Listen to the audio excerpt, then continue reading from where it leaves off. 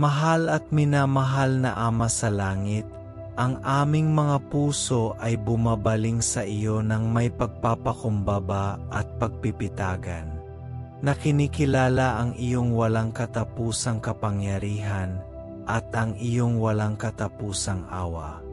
Kami ay nakatayo sa harap mo, O Panginoon, na naghahangad ng isang hindi matitinag na pananampalataya at isang pagtitiwala na lumalampas sa lahat ng mga pagdududa at takot na kinakaharap namin sa aming espiritual na paglalakbay.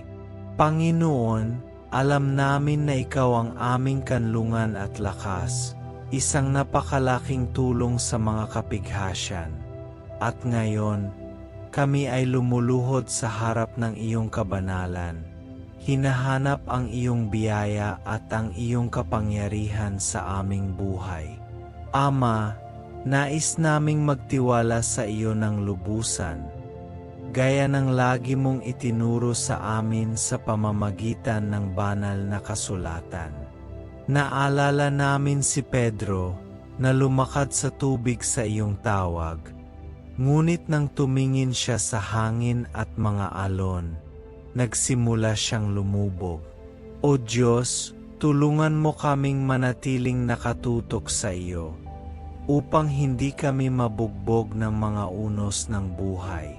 Naway matuto kami sa karanasan ni Pedro, na maunawaan na ang pagdududa ay nagpapahina sa amin, ngunit ang pagtitiwala sa iyo ay nagpapalakas at nagpapanatili sa amin na matatag. Panginoon, naalala rin namin si Sarah na nag-alinlangan sa iyong mga pangako nang mabalitaan niyang magkakaroon siya ng anak sa kanyang katandaan. Gayunpaman, kahit na sa harap ng kanyang unang kawalan ng pananampalataya, tinupad mo ang iyong salita at ipinanganak si Isaac. Ama, naway matuto kaming maghintay ng matiyaga sa iyong mga pangako, nagtitiwala na ikaw ay tapat at makapangyarihan upang matupad ang iyong ipinangako, gaano man ito kaimposible sa aming mga mata ng tao. Mahal na Diyos, naalala namin ang kwento ni Tomas, na nag-alinlangan sa muling pagkabuhay ni Kristo, hanggang sa makita at mahawakan niya ang mga marka ng pako sa kanyang mga kamay. Panginoon, marami sa amin ang nagdadala ng mga pagdududa sa aming mga puso, na nangangailangan ng mga nakikitang palatandaan upang maniwala. Gayunpaman, sinabi ni Jesus, mapalad ang mga hindi nakakita ngunit nagsisampalataya. Naway mabilang kami sa mga taong, kahit na hindi nakikita, ay lubos na nananampalataya sa iyo. Nagtitiwala na ikaw ay laging naroroon at kumikilos sa aming mga buhay, kahit na hindi namin nakikita ang iyong mga kilos sa aming pisikal na mga mata. O Ama, ang pag-alinlangan ay isang anino na sumusubok na lumabo ang liwanag ng iyong katotohanan. Alam namin na maaari kaming ilayo nito sa iyo at hadlangan ang aming espiritual na paglago. Kung paanong ang pag-alinlangan ay nagpatigil kay Pedro sa patuloy na paglakad sa tubig, maaari rin nitong pigilan tayo na maranasan ang supernatural sa ating buhay. Naway kilalanin namin na, sa pamamagitan ng pagdududa, nililimitahan namin ang iyong pagkilos sa amin. Tulungan mo kami, Panginoon, na palitan ang bawat pag-alinlangan ng pananampalataya, ang bawat takot ng hindi matitinag na pagtitiwala sa iyong pag-ibig at kapangyarihan. Panginoon, hinihiling namin ang iyong tulong na pagtagumpayan ang pag-alinlangan, na inaalala ang maraming beses na ang iyong salita ay nagpapakita sa amin ng mga individual na nagtagumpay sa kanilang mga kawalang katiyakan sa pamamagitan ng pagbabalik loob sa iyo. Naway mabigyang inspirasyon kami ni Abraham, na, sa kabila ng lahat ng katibayan sa kabaliktaran, ay naniwala laban sa pag-asa at noon pinawalang sala sa pamamagitan ng pananampalataya.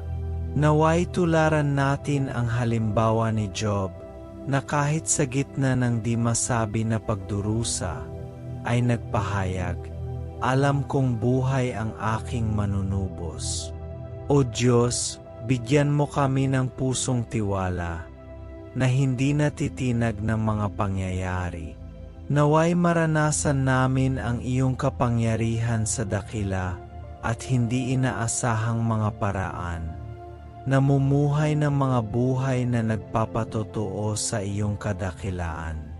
Naway ang aming pagtitiwala sa iyo ay maghatid sa amin sa isang buhay na may kagalakan, kasiyahan at kapayapaan.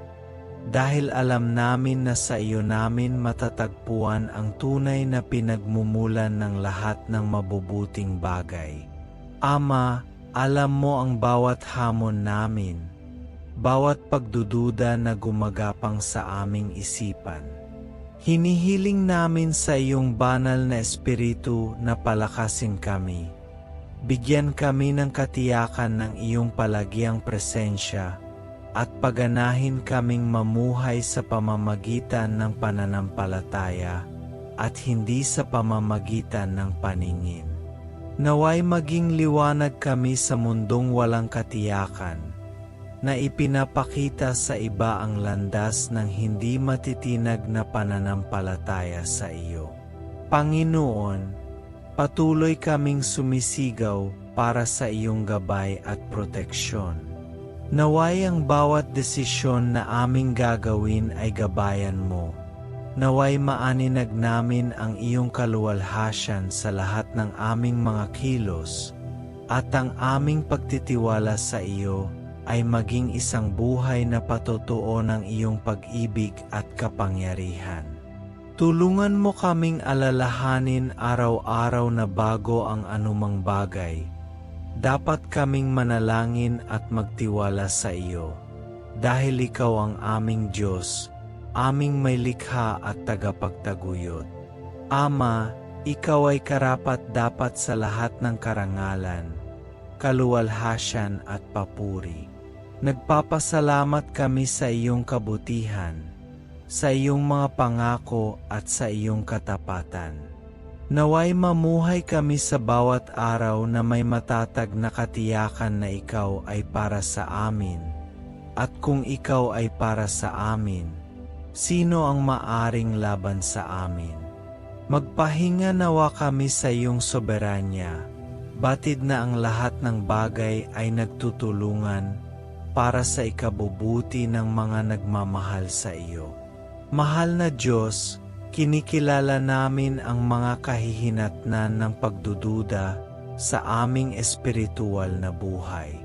Alam namin na ang pagdududa ay isang mapanganib na sandata na ginagamit ng kaaway para ilayo kami sa iyo at pahinain ang aming pananampalataya. Kapag pinahintulutan namin ang pag-alinlangan na pumasok sa aming mga iniisip, ninanakaw nito ang aming kagalakan at kapayapaan, na humahantong sa amin sa isang espiritual na kawalang tatag na humahadlang sa aming ganap na maranasan ang iyong pagmamahal at kapangyarihan. Ama, ang pagdududa ay maaring magparalisa sa amin, na humahadlang sa amin sa pagsulong sa espiritual na paglalakbay na inihanda mo para sa amin. Lumilikha ito ng peder sa pagitan namin at ng iyong biyaya, na nagpapahirap sa aming mga panalangin at nagtatanong sa amin ng iyong kabutihan at ang iyong mga pangako.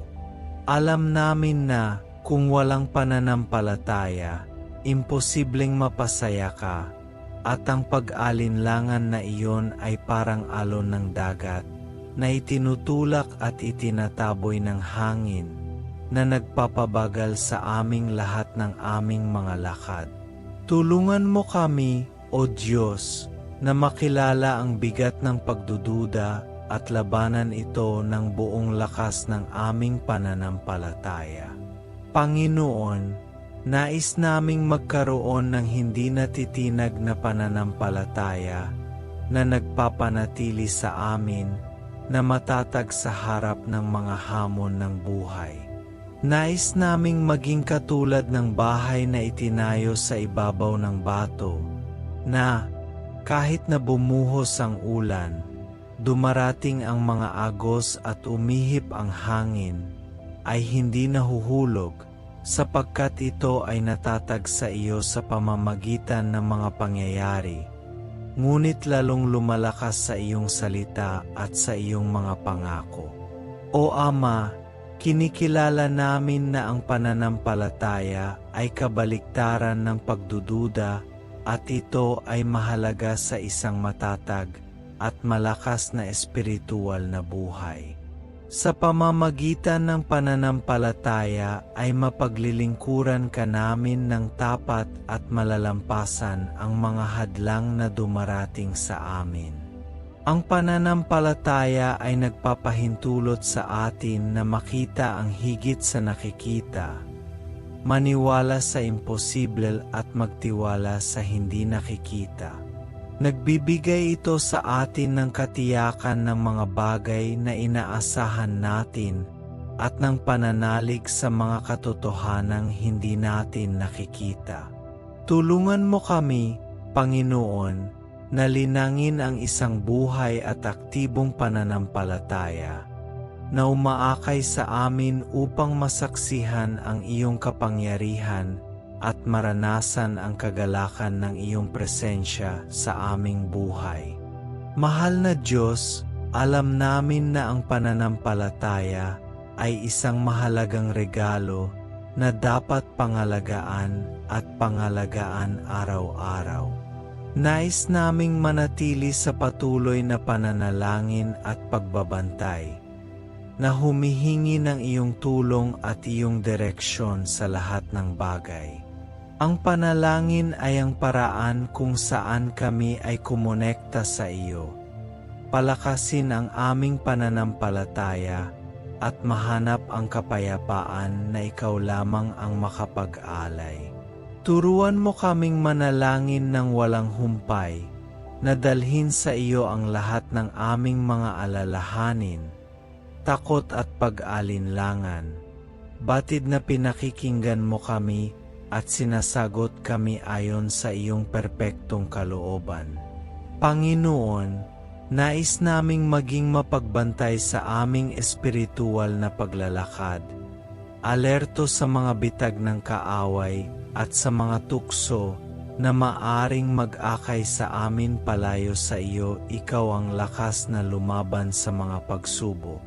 Naway ang aming buhay panalangin ay maging salamin ng aming pag-asa sa iyo, isang patotoo ng aming pagtitiwala sa iyong soberanya at pag-ibig.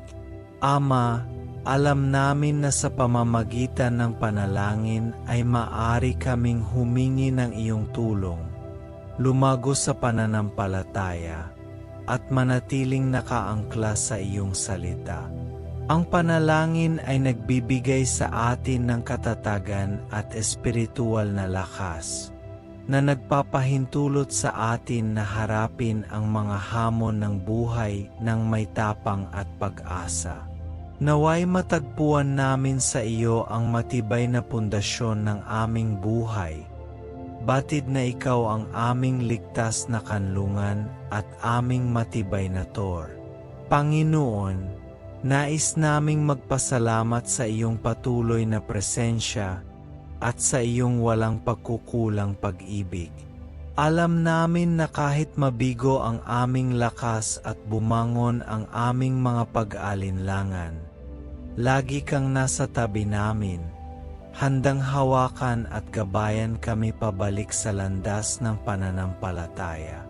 Tulungan mo kaming alalahanin na sa iyo namin matatagpuan ang lahat ng aming kailangan, na ang iyong biyaya ay sapat, at ang iyong kapangyarihan ay ginawang perpekto sa aming mga kahinaan.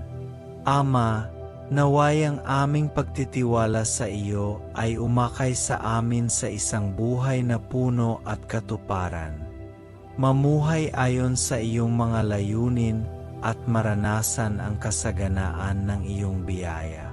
Maging liwanag nawa kami sa mundong ito, na sumasalamin sa iyong kaluwalhasyan, at ituro sa iba ang katotohanan ng iyong pag-ibig at kapangyarihan. Bigyan mo kami, Panginoon, ng lakas ng loob na mamuhay sa pamamagitan ng pananampalataya. Magtiwala sa iyo sa lahat ng pagkakataon at masaksihan ang iyong dakilang pangalan ng may kagalakan at pasasalamat.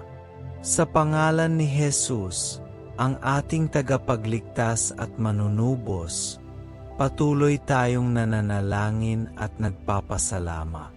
Amen.